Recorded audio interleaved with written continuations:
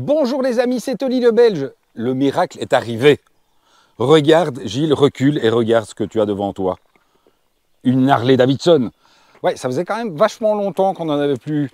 Et en plus, on a vraiment la chance d'avoir reçu un modèle particulier puisque c'est le nouveau Sportster 1250, donc c'est le moteur de la Pan America, légèrement dégonflé à 135 chevaux. Et il faut savoir que cette moto est considérée comme la sportive de la gamme Harley Davidson. Donc elle est un petit peu venue, non pas détrôner, mais elle est venue remplacer la FXDR, qui n'a pas été une grande réussite commerciale. Pourtant, c'était une moto qu'on avait pas mal appréciée et que Gilles avait adoré. Alors ici, on est sur aussi un concept tout à fait nouveau, puisque, comme vous le voyez ici, il n'y a pas de cadre. Il est parti où le cadre? Il est parti le cadre? Oui, donc en fait, le moteur est porteur. C'est-à-dire que le moteur participe à la rigidité de la moto. Et donc, vous avez vraiment ce moteur qui sert de cadre sur la bécane, tout simplement. Alors, on a eu la chance de recevoir cette Sportster avec quelques options, puisque d'origine, elle est en selle monoplace. Donc, on a reçu la selle, on a reçu le petit dosseret, et on a reçu également, je vous en ai parlé, ce superbe pare-brise.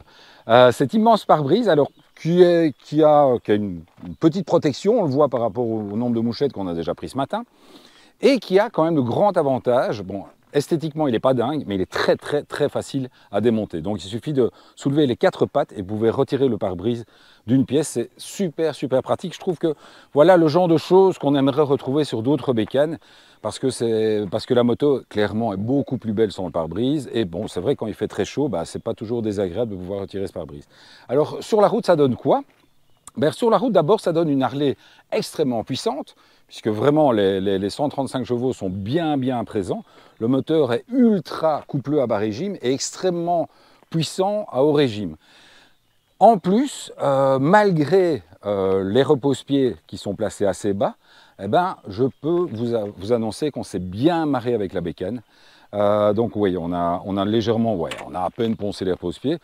Gilles a quand même tout à fait nettoyé le pneu arrière et donc on est descendu des deux côtés jusque vraiment, et tout ça quand même sans toucher. On était très proche, mais vraiment en déposant la moto avec agilité, ben, vous ne touchez pas les repose-pieds et la moto se place sur l'angle d'une façon assez agréable. Alors attention que c'est une moto que vous allez devoir travailler. C'est-à-dire que ce n'est pas une moto qui va tomber toute seule sur l'angle, parce que c'est une moto qui a un empattement très long, c'est une moto quand même assez lourde. Alors pour une Harley, elle est très légère puisqu'elle fait moins de 240 kg, mais pour une moto normale, c'est quand même assez lourd. Donc c'est une moto où vous allez devoir très souvent vous aider un petit peu du frein arrière pour tirer le châssis, enfin tirer le faux châssis et asseoir la moto. Et moi je me suis rendu compte que je me servais aussi beaucoup du genou pour appuyer contre le réservoir pour vraiment balancer la moto. C'est quelque chose que vraiment je me suis rendu compte des deux côtés. Alors, chose que moi je ne m'en suis pas rendu compte, mais c'est vrai que Gilles me l'a dit.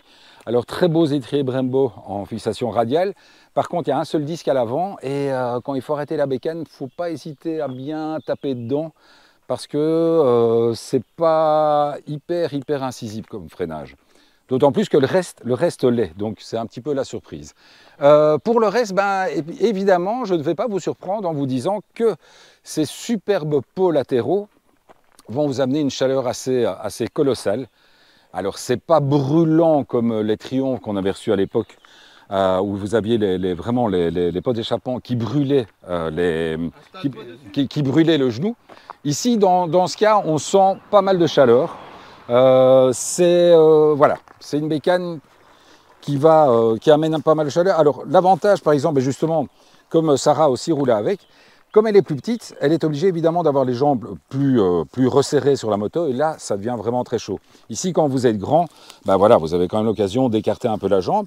On a une position, vous le voyez, hein, position un buste plus ou moins droit, les pieds en avant, les mains en avant. Ce qui veut dire que j'ai eu quand même sur une grosse compression, quasiment une descente d'organes parce que ça tape quand même très fort. Suspension arrière, 35 mm de course, c'est quand même très peu. Donc on sent qu'on est très vite sur le dur.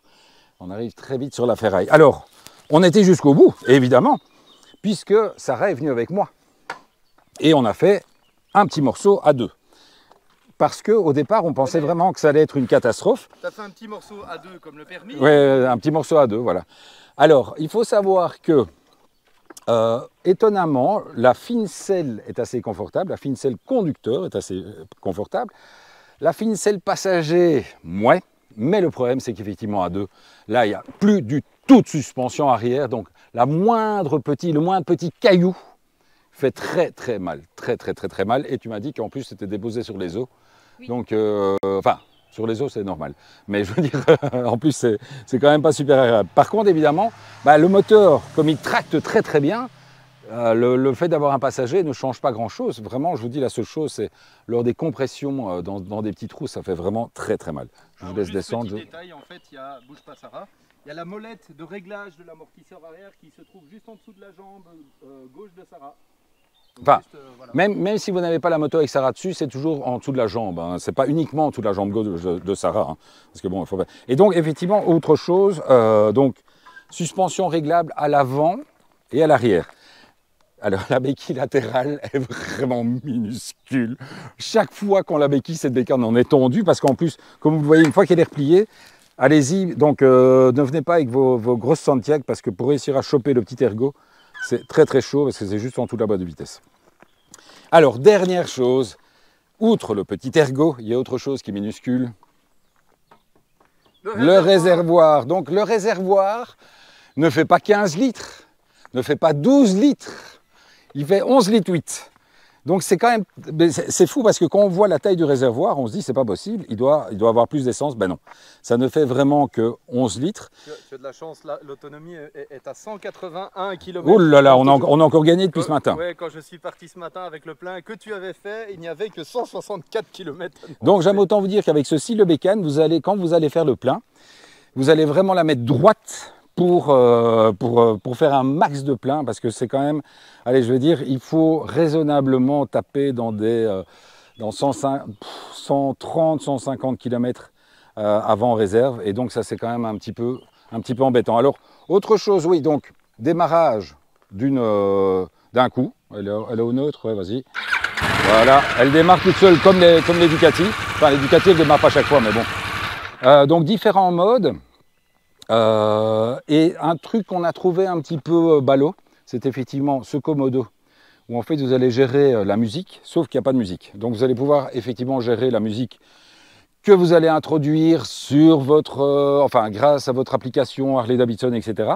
Maintenant, voilà, c'est un petit peu bête d'avoir mis un Komodo comme ça avec plein de trucs qui ne servent absolument à rien. Je viens de voir un gros défaut pour moi, qui peut être dangereux. C'est que tout simplement, on a été mettre le bouton pour désactiver le traction control à côté du bouton pour le téléphone. Tout à fait. Si on se trompe, on se retrouve à désactiver le traction control au lieu de jouer avec le téléphone. Tout à fait. Voilà. Et alors, autre chose aussi, c'est que d'origine, cette Harley est équipée d'absolument toutes les aides à la conduite, donc ABS de virage, IMU, anti-wheeling, anti-patinage, la totale, tout est dessus. Et franchement, et alors donc, ce tableau de bord qui... Vous allez pouvoir retrouver tout ce qui est mécanique, donc voir le diagnostic, pouvoir rentrer dans le GPS que vous allez pouvoir avoir grâce à l'application Harley Davidson, que je n'ai pas mis sur mon téléphone parce que j'ai plus de place. Il y a pas mal de choses que vous allez pouvoir régler. Moi, on va dire, j'ai toujours roulé en mode road, en mode normal. Ouais, c'est vrai qu'il faut le voir. Hein. Oui, il faut le voir. Vous avez un mode sport. Vous avez un mode rain et un mode user.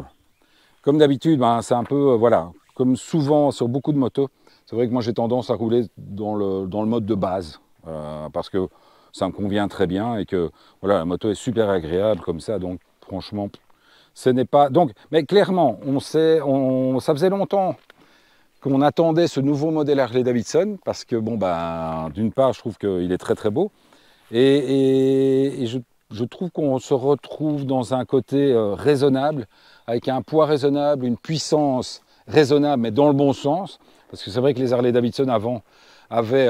putain, on a encore buté le canard. Les Harley Davidson avant avaient tendance à peser très très lourd et être très peu puissantes. Ce qui a amené souvent les possesseurs d'Harley Davidson de passer en stage 1 ou en stage 2 pour avoir un peu plus de puissance. Ici, il n'y a pas besoin de stage. C'est vrai que le son d'origine n'est pas dingue.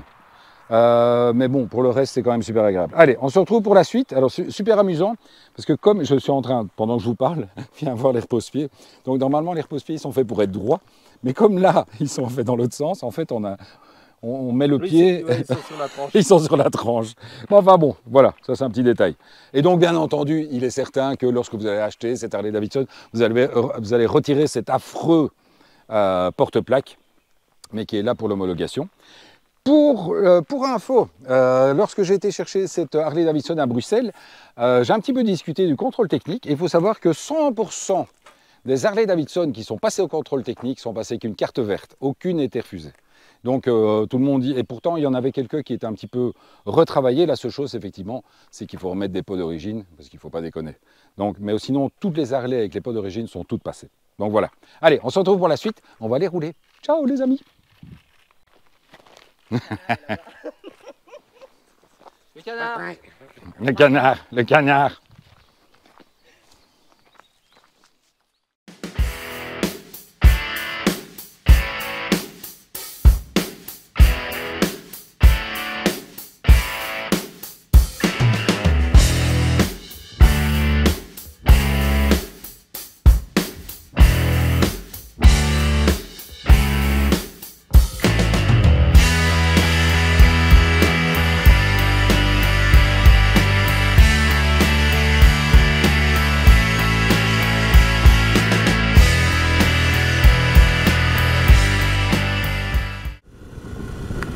Non, enfin la même chose, je viens de me prendre un caillou.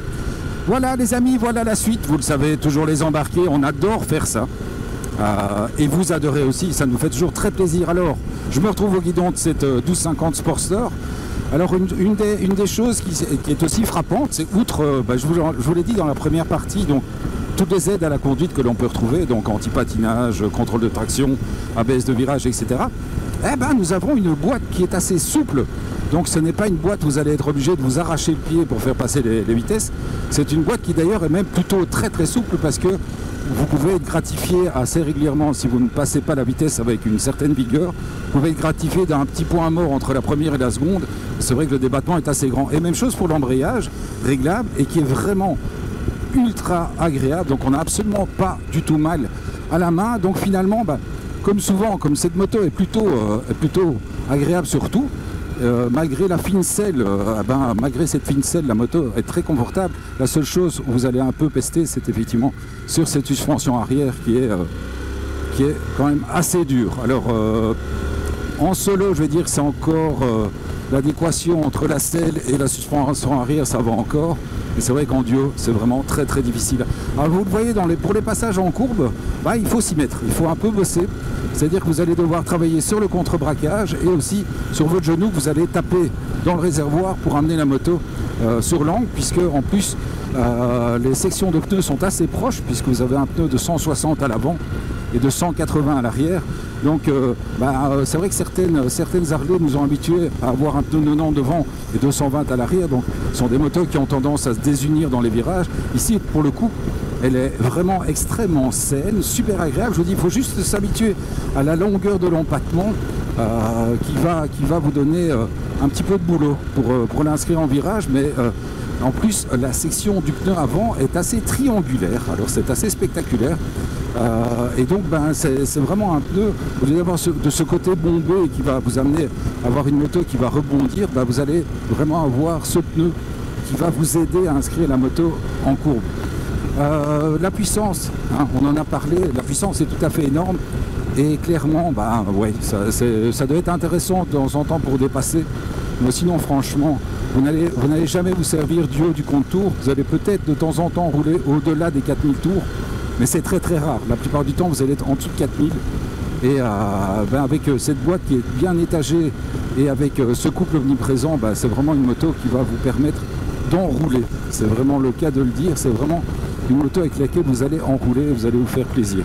Seule chose, je vous dis, qui va vous amener à vous arrêter régulièrement, c'est effectivement cette autonomie un petit peu ridicule.